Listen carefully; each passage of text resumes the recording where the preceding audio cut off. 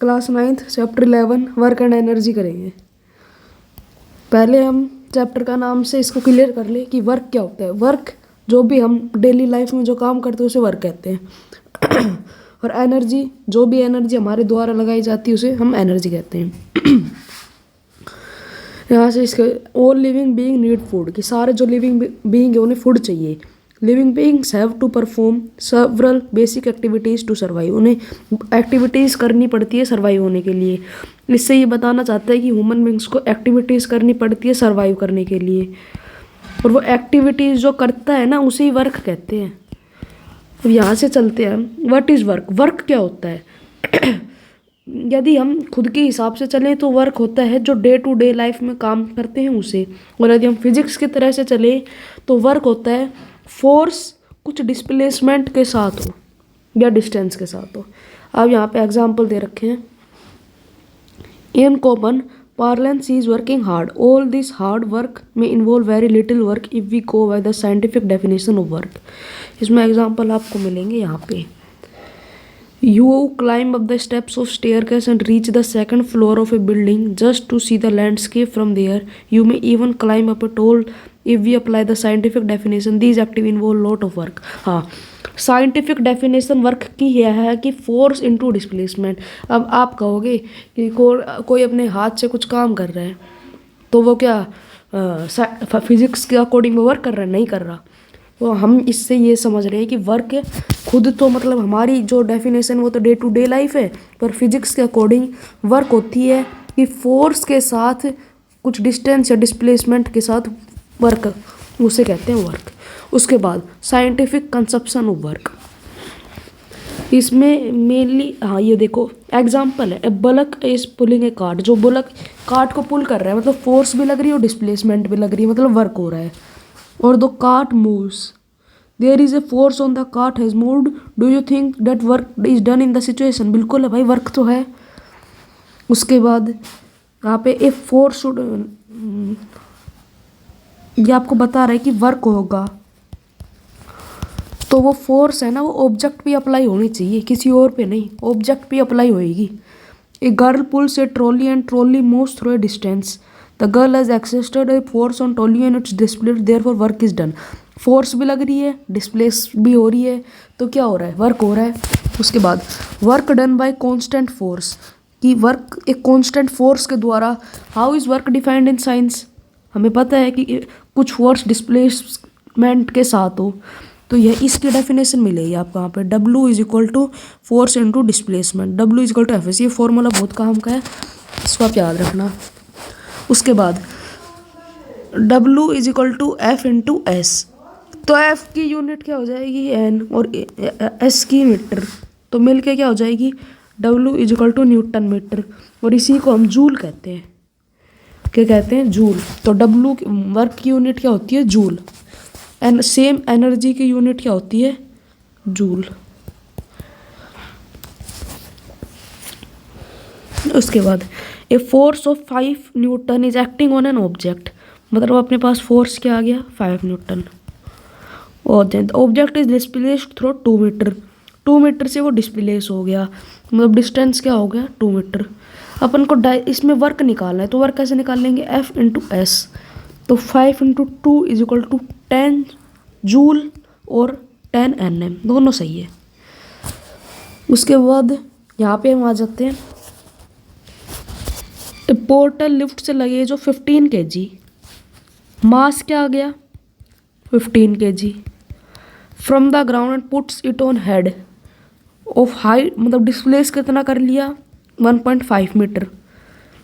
तो अपन वर्क में force into S से चलते हैं, तो ये फोर्स है यहाँ पे, तो ये mgh, ये आपको दोबारा इसमें बताना पड़ेगा क्योंकि ये इसमें आगे फॉर्मूला F इंटू एस है ना, ये F को इन्होंने mg में चेंज कर दिया, क्योंकि mg आप फोर्स का फॉर्मूला क्या होता है? ma, पर वो उससे ऊपर उठा रहा है ना तो कुछ ग्रेविटी लगेगी, तो ये जो A है ये ग्रेविटी जी में चेंज हो जाएगा। फोर्स है यहाँ पे A है, हमने इसको जी में चेंज कर दिया क्योंकि उसे ऊपर उठा रहे हैं, तो जी में चेंज हो जाएगा। तो 15 kg इंटू 10, क्योंकि इसमें दे रखा है नहीं यदि नहीं दे रखा होगा तो 9.8 यूज़ करेंगे, और यदि दे रखा होगा तो 10 यूज़ करेंगे। ठीक है, तो इससे हम आंसर निकाल लेंगे। उसके बाद एनर्जी का topic, life is impossible without energy. जो लाइफ है वो एनर्जी के विदाउट इम्पॉसिबल है। जो biggest natural source of energy है वो है sun. The word energy is very often used in our daily life. कहते हैं कि ये वो मत करो, वो मत, ताकत, एनर्जी, उसी का एक ही मतलब हो गया। उसके बाद एक, जैसे हम कह रहे थे कि एनर्जी की यूनिट क्या होती है, जूल। तो यदि हम कोई बड़ी आ गई सर, जैसे 1000 जूल, तो हम इसे 1 किलो जूल कह सकते हैं। ठीक है, उसके बाद हम फॉर्म्स ऑफ एनर्जी में आते हैं। फॉर्म्स ऑफ एनर्जी बहुत सी होती है, तो potential energy, mechanical energy, kinetic energy, heat energy, electrical energy, light energy. इसमें हम पढ़ेंगे काइनेटिक एनर्जी और potential energy. Kinetic energy, kinetic energy के example, a moving object can do work, an object moving faster can do more work. कह रहे हैं कि moving object भी वर्क करेगा और उससे फास्टर चल रहा है तो उससे ज़्यादा वर्क करेगा। उसके बाद इसमें एग्जांपल है, ए फॉलिंग कोकोनट, जो जब कोकोनट गिरता है, स्पीडिंग कार, स्पीड ज़्यादा होगी, a rolling stone, a flying aircraft, flowing water. ये काइनेटिक एनर्जी के सारे एग्जांपल है। स्प्रिंग ऐसे, जब आप उसको ऐसे टाइट कर, ऐसे कर रहे हो तो उसमें काइनेटिक एनर्जी लगेगी। अगर आप इसे स्प्रेड कर रहे हो तो पोटेंशियल एनर्जी निकलेगी। हम इसका भी एक फॉर्मूला है वो डिफाइन कर लेते हैं। हम शुरू से चलते हैं। हमें इसका फॉर्मूला याद करना पड़ेगा कि KE = ½ mv²। KE = ½ mv²। इसमें ना हमें एक चीज़ और प्रूफ करनी पड़ेगी कि जो वर्क होता है वो ½ mv² माइनस ½ mu² के, मतलब काइनेटिक एनर्जी इनिशियल और काइनेटिक एनर्जी फाइनल, ये हमें इसमें प्रूफ करना पड़ेगा। तो या इसमें ये प्रूफ दे रखा है कि v² - u² = 2as। ये हमने इक्वेशन लगाई है, इसमें हमने s की वैल्यू निकाल ली। s क्या हो जाएगा, v² - u² / 2a। ठीक है, हमने s की वैल्यू निकाल ली इसमें से, इसको s को इस तरफ लेके। तो फिर w = फोर्स इंटू डिस्प्लेसमेंट। तो फोर्स का तो हमने m में लगा दिया और s का ये लगा दिया। उसके बाद w = हमने इसमें हाफ कॉमन ले लिया, तो क्या हो जाएगा, ½ mv² - u²। ठीक है, क्या हो जाएगा, w = ½ mv² - u²। उसके बाद हम क्या देंगे, इसकी u 0 है तो ये फॉर्मूला निकल के आ जाएगा ½ mv² वाला, और यदि u 0 नहीं है तो ये भी प्रूफ हो गया। इससे दोनों चीज़ प्रूफ हो गई। हम कोई क्वेश्चन कर लेते हैं। Object of mass 15 kg, velocity 4। तो मास 15 kg, वेलोसिटी 4, फॉर्मूला लगाएंगे ½ × 15, 4 का square 16, 8, 15 8 = 120 joule. What is the work to be done to increase the velocity. पहले 30 किलोमीटर थी, उसके बाद 60 किलोमीटर हो गई। पहले तो हमें ये चेंज करनी पड़ेगी 30 को, तो 30 × इसको मीटर पर सेकंड में चेंज करेंगे तो 5/18, तो 150/18। तो ये हो जाएगा 30/6, नहीं मिनट काटना पड़ेगा ना, 3 से काट ले, 50/6 और फिर 25/3। आपने इतना बड़ा करे से यदि हम इसको काटते हैं ना तो ये 5/18 हो जाता है। ऐसे हमने दूसरे 60 का भी निकाल लिया, तो 60 का निकालेंगे तो 50/3 आ जाएगा। तो फिर पहले इसकी काइनेटिक एनर्जी निकाल लो 30 वाले की, और फिर इसकी काइनेटिक एनर्जी निकाल लो 60 वाले की, और इन दोनों को माइनस कर दो, तो ये आंसर आएगा। अब काइनेटिक एनर्जी हो गई तो पोटेंशियल एनर्जी करनी पड़ेगी। पोटेंशियल एनर्जी ये देखो कि स्प्रिंग को ये कर रहा है तो क्या हो जाएगा, पोटेंशियल एनर्जी। स्प्रेड कर रहा है स्प्रिंग को तो पोटेंशियल एनर्जी हो जाएगी। पोटेंशियल एनर्जी का फॉर्मूला होता है mass into gravity into height. Gravity नहीं दे रखी होगी तो 9.8 लेना, और यदि दे रखी होगी तो वो ले लेना।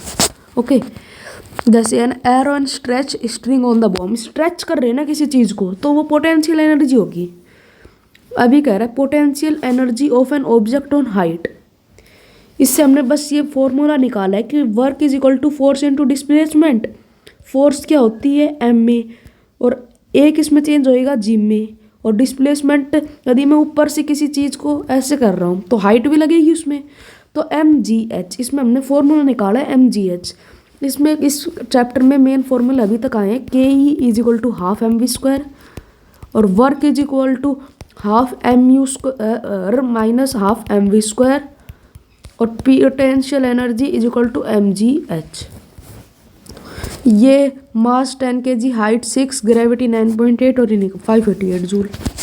फॉर्मूले लगा लें। उसके बाद आता है law of conservation of energy.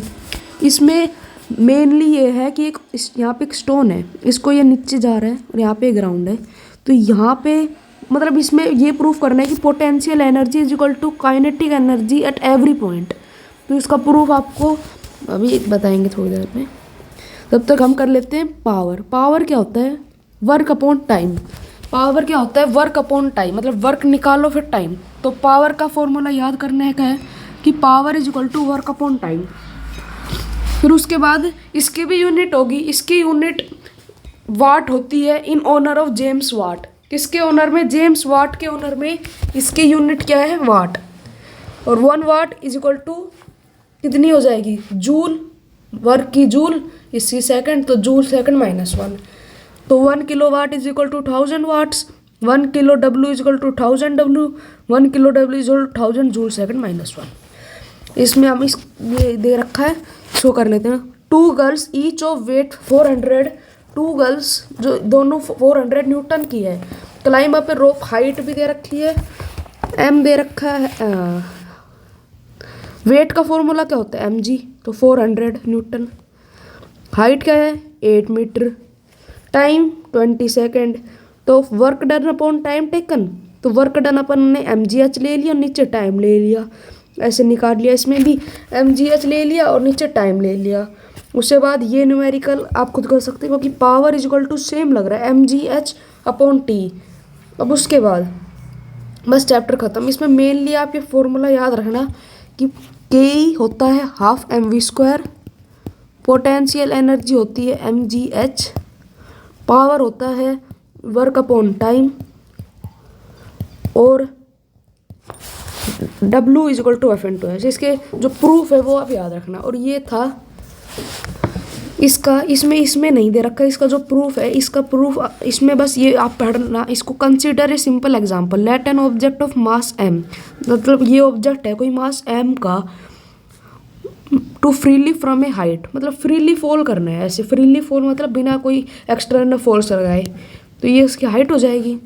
Potential energy M G H, potential energy M G H हो जाएगी, और काइनेटिक एनर्जी लगी नहीं रही तो जीरो हो जाएगी। उसके बाद it is zero because its velocity is zero, क्योंकि इसकी वेलोसिटी जीरो है। The total energy of object is 10 M G H. Total energy क्या हो जाएगी? M G H. If v is the velocity of object at given instant, the kinetic energy would half mv square. Height is फिर potential energy would decrease while the kinetic energy will decrease when the object is about to reach the ground. Height is equal to 0 and v will to the highest. Therefore the kinetic energy, ये है काम की चीज़, जो kinetic energy होगी वो potential energy से ज़्यादा हो जाएगी। And kinetic energy of the object will same at all points, मतलब जो पोटेंशियल एनर्जी थी और काइनेटिक एनर्जी थी वो दोनों कांस्टेंट रहेगी।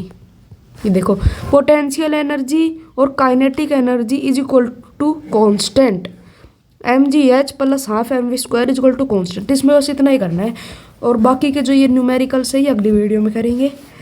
इस चैप्टर में आप एक बार इसको पढ़ लेना, बड़ा आसान चैप्टर है ये।